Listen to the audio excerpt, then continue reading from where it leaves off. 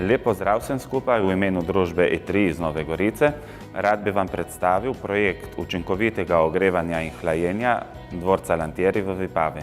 V okviru obnove in sanacije dvorca smo skupaj z občino Vipava pristopili k izvedbi učinkovitega hlajenja in ogrevanja dvorca.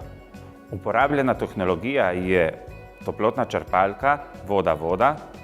Največji izziv projekta pa je bila ustrezna priprava tekoče vode, ki jo zajemamo iz reke Vipave.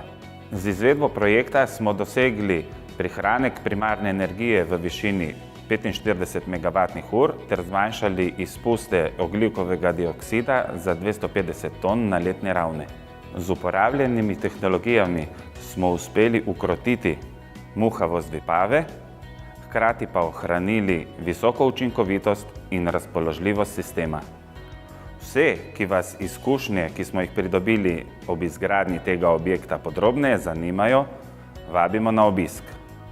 Omogočimo pa vam lahko tudi oddaljeni dostop do nadzornega sistema objekta.